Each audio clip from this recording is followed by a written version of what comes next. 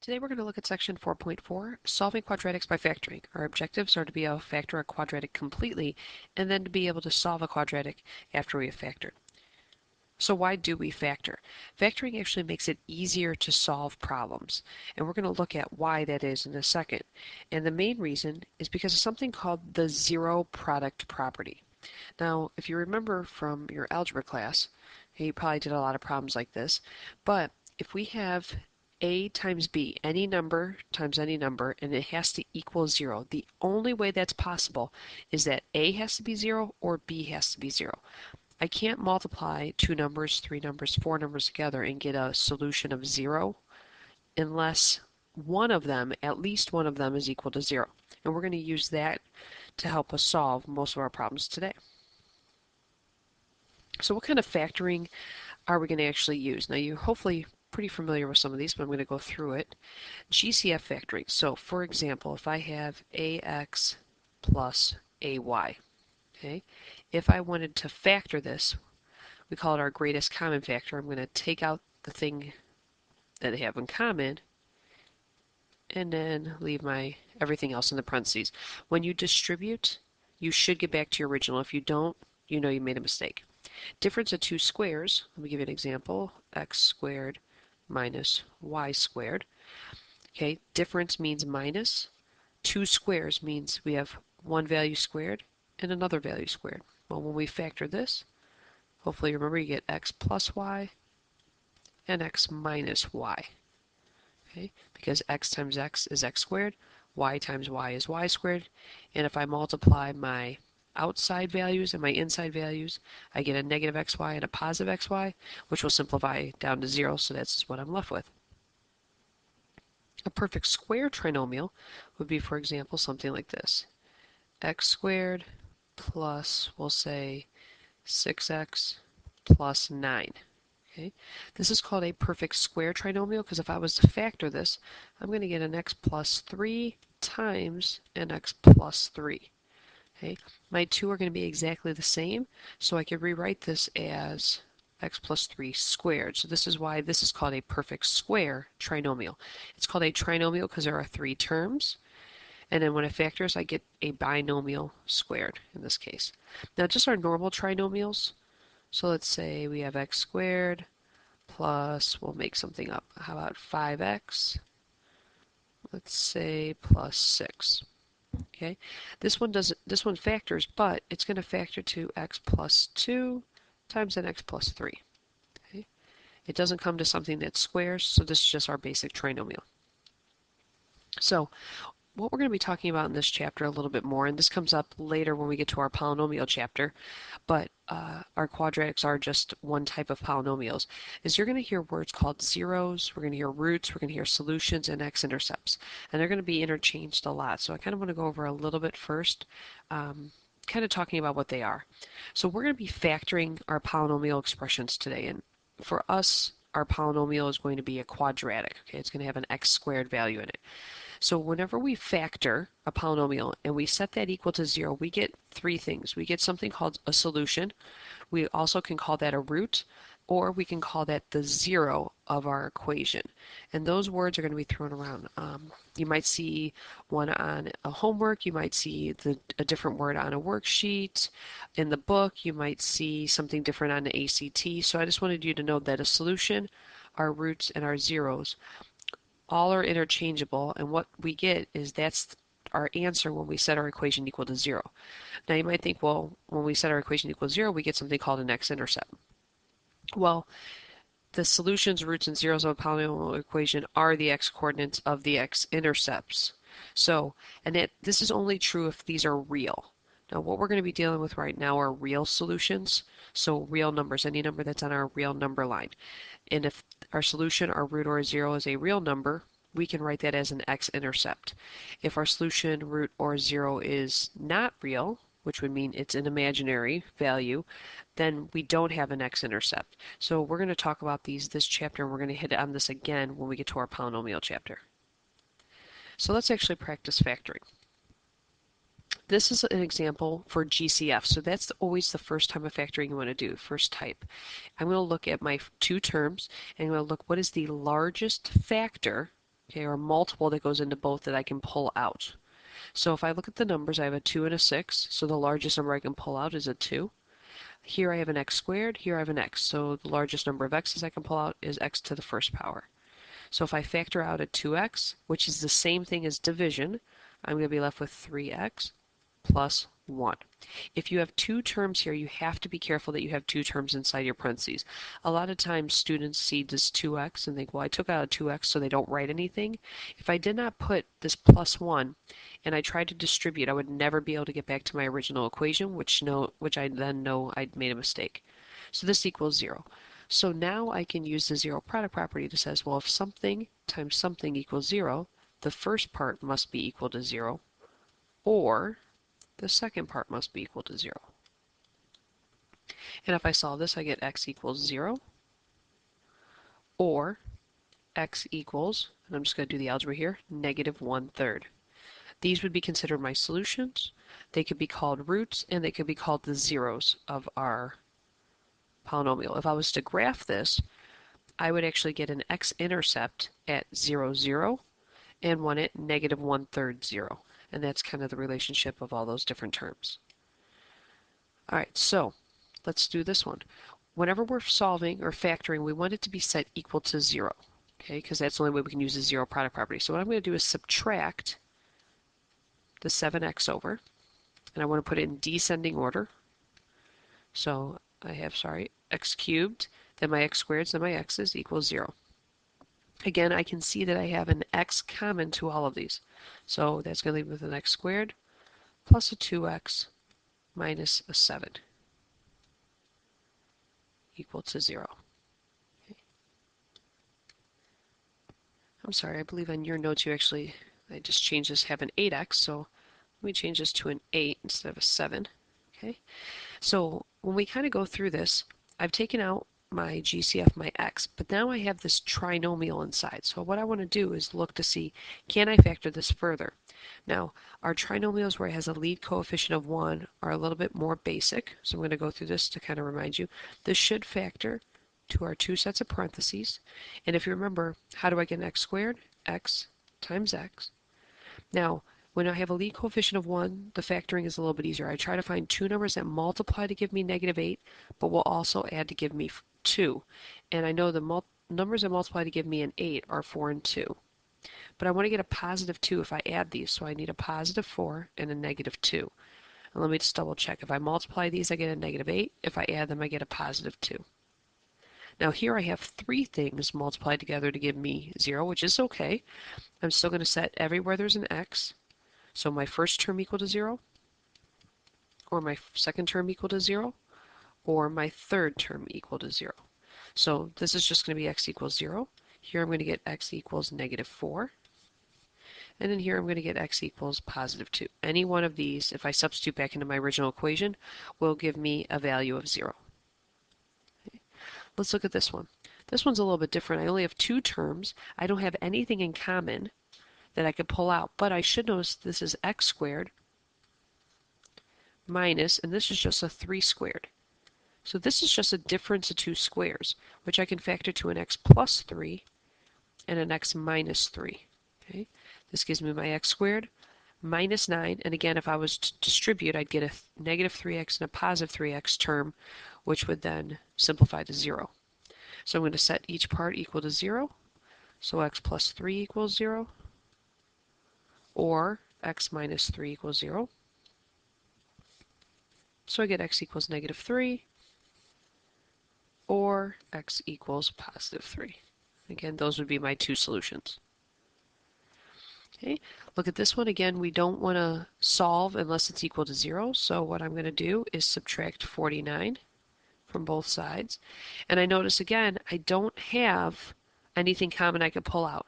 And you might think, well, okay, this is two terms, and I'm subtracting. Let's see if this is a difference of two squares. So let's see. I can rewrite this as 2 squared x squared minus 7 squared. Now you don't have to do this step, but I'm just doing it to show you that this is truly a difference of two things that are squared. So if I want to factor this, this is 2x times 2x, and I get a 7 and one's always positive, one's always negative to get that middle term to simplify out. So I get 2x plus 7 equals 0, or 2x minus 7 equals 0. So when I solve this, I get x equals negative 7 halves, or x equals positive 7 halves. Again, I just added or subtracted 7 from both sides and then divided by 2. Example 5. Everything's set equal to 0, which is nice. I don't have anything I can take out. Okay, no common term, but what I can do is factor this. Okay, I'm looking for two numbers. First of all, I know x times x is x squared. Okay, I'm looking for two numbers that multiply to give me 4 and add to give me 5. Well, that's going to be a positive 1 and a positive 4. Okay, and the reason this works is because if I was to distribute x times x is x squared, to get my middle term, my 5x, I'm just going to show you this. These kind of go together, kind of makes a little face. 1 times x is 1x, x times 4 is 4x, and that equals 5x, my middle term. And that's what I want. That's why I want to find two numbers that add to give me 5x, but multiply to give me the 4. Okay, remember this equals 0, so I'm just going to set each part equal to 0. So if x plus 1 equals 0, okay, I get x equals negative 1. And if I have x plus 4 equals 0, I get x equals negative 4. And let's look at one more. Again, this doesn't equal 0, so I want to first set it equal to 0. So I'm going to get x squared minus 8x plus 16. Now you could have, in one step, moved the x squared to the right-hand side, but I always find it's easier to factor when my lead term is positive. You're going to find that factoring with a negative x squared, even if you're really good at factoring, tends to give you more trouble than if it's positive. So now I'm going to look at this. Okay, there's nothing common I can pull out. I know x times x is x squared. I want to find two numbers that multiply to give me 16 but add to give me a negative 4. Well, I know my two numbers that multiply would be 4 and 4, but if I need to get a negative 8, they both need to be negative, and two negatives multiply to give me a positive. So this is really just x minus 4 quantity squared. Okay? All that tells me is that I'm going to get the same answer twice. So this again, if I set x minus 4 equal to 0, I get an answer of x equals positive 4. And that would be my answer. Now we've been dealing with factoring trinomials with a lead coefficient of 1, but what happens when I have one other than 1? And that seems to be the one that gives students the most trouble. But again, when we're factoring, okay, we're going to factor a trinomial, we're going to get our two sets of parentheses, and the main thing to remember is that these two numbers get multiplied together for my middle term, and the outside two numbers get multiplied together. Okay, so if I have, for example, ax squared plus bx plus c, which is a standard form, equal to 0. Okay, when I factor this, I know I'm going to have an x and an x. Okay, and my numbers here have to multiply to give me a. So whatever I do here, these two have to multiply to give me a. These numbers, okay, should multiply to give me c. So these have to be factors of c. The first have to be factors of a. But when I put this together, okay, these two get multiplied together, the outside gets multiplied together, and my solution should be bx in the middle, okay, from whatever I get here. Okay, so kind of a lot of this is guess and check. I can show some of you in class if you want. If guess and check does not work for you, it's usually one of the fastest ways to do it. Usually if you're good with your factors of numbers and adding and subtracting quickly in your head, this is by far the quickest way, but there is a more systematic way that you could do it step by step, but you do need to know something about factor by grouping, which we haven't talked about yet in class, but that is a different option I can give you. So let's go through some examples. So if we look here, again, it's a trinomial. I don't have a GCF, but I need to factor it. So I'm going to have my two sets of parentheses equal to 0. I know this is going to be x times x. Now, I need to find my factors of 2. What numbers multiply to give me 2? Well, my only options are 1 and 2, so I'm going to put a 1 here and a 2 here. Now I need to know what my factors are of this number. Well, it's 1 and 2. So I have an option. I could put a 1 and a 2, or a 2 and a 1. And it will make a difference because these two numbers get multiplied together, and the outside two numbers get multiplied together. And my ultimate goal is to have a positive 3x from from my addition of those two. So let's think about it. If I put a 1 here and a 2, if I put a 1 here, I'm going to get a 2x. If I put a 2 here, I'm going to get a 2x. If I have a 2x and a 2x, there's no way I can add or subtract those to get a positive 3x. But if I put a 2 here and a 1 here, my two factors of 2, this gives me a 4x in the middle, and on the outside I get a 1x. To get a 3x, this has to be negative, because 4x minus 1x is 3x, so that means this outside track is negative, which means this inside track is positive. So I'll rewrite that. My solution would be 1x, or x plus 2, times 2x minus 1 equals 0. And if I was to distribute, combine like terms, I should get back to my original answer. So again, I'm just going to solve. I'm going to set x plus 2 equal to 0, and get x equals negative 2. And then I'm going to set 2x minus 1 equal to 0, and I get x equals positive 1/2. Okay? And again, anytime you're solving in class, if you get a solution on a quiz or a test, please, if you have extra time, take it, substitute it back into your original equation. If it equals 0, then you know it worked. Okay, let's look at example 2. Again, I don't have anything common to pull out. I know I need an x times an x. Now here, it's a little bit more difficult because 4, I actually have a couple of options. 4 is 1 times 2. I'm sorry, 4 is 1 times 4. Let me erase that. 4 is either 1 times 4 or 2 times 2. So I actually have two options. Which one do I use? Instead, I'm going to go over to the 3 because there's only one option, 1 times 3. So I'm going to put a 1 and a 3 here. And again, I remember these multiply together and the outside multiplies together. My goal is to get a negative 8x. So now that I have a starting point, I can kind of think, should I put a 1 and a 4? Well, if I put a 1 and a 4, I'm going to get a 4x and a 3x. No way to get a negative 8x. If I put a 4 and then a 1, I'm going to get a 12 and a 1. That won't help. But if I use 2 and 2, in the center I'm going to get a 2x. On the outside I'm going to get a 6x. Now, I can get a negative 8x if both of them are negative. And a negative 1 times a negative 3 is a positive 3. So my answers are 2x minus 1 times 2x minus 3 equals 0. To save a little bit of time, I'm just going to do the algebra. If I set the first part equal to 0, I'm going to get x equals a positive 1/2.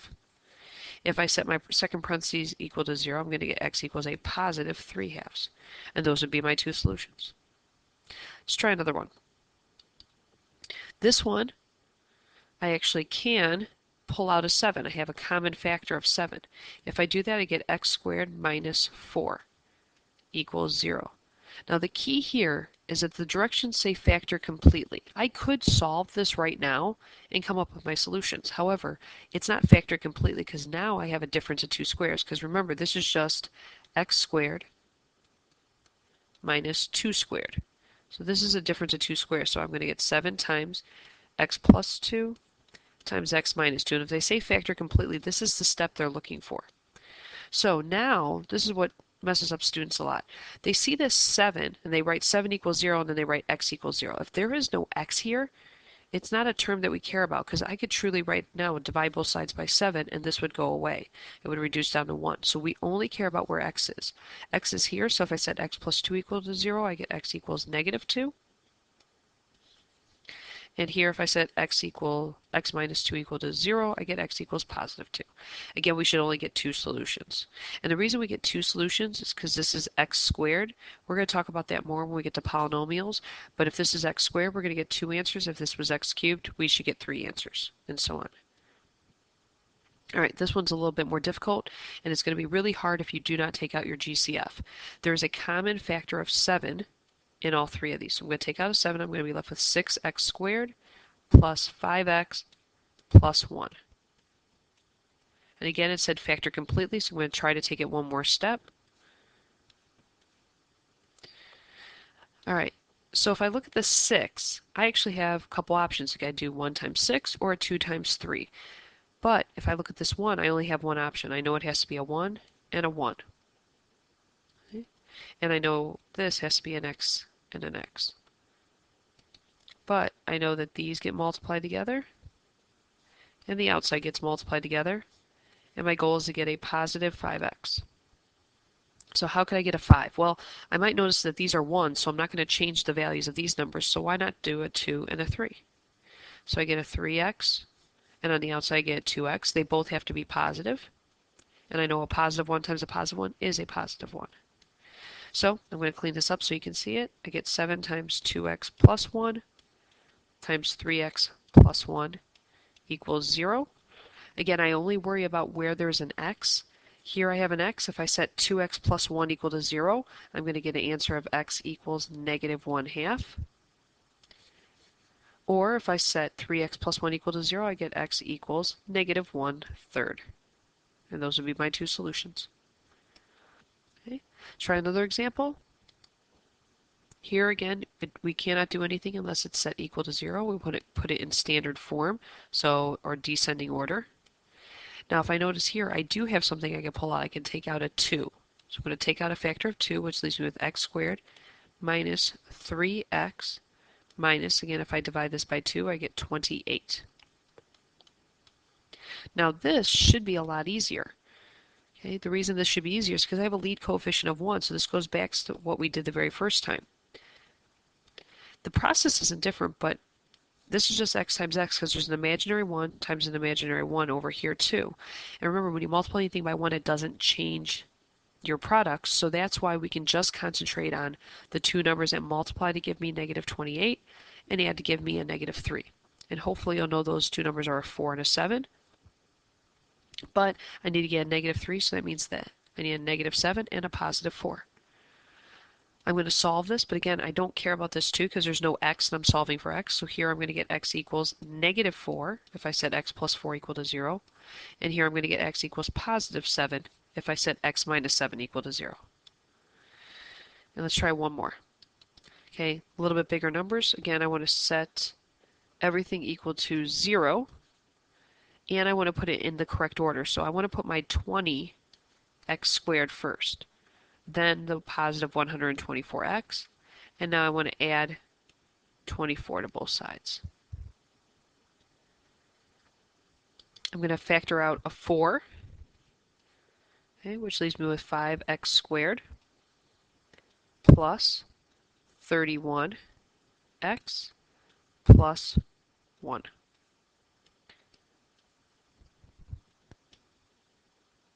Sorry, I mean plus 6. So I don't know why I wrote plus 1, plus 6. Okay, so now again we're going to try to factor this. Equal to 0.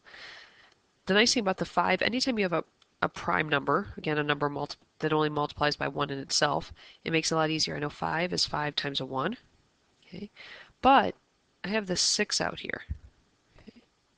So I know that I need to multiply these together and this, but I need to get a huge number, 31. So the way that's going to work is if I do a 6 times a 1, here I get a 1x, out on the outside I get a 30x. To get 31, I need them to both be positive. So let me rewrite this so you can see it. I have 4 times 5x plus 1 times 1x, or x plus 6, equal to 0. Again, I only worry about where the x's are. If I set 5x plus 1 equal to 0, I get negative 1/5. And if I set x plus 6 equal to 0, I get negative 6.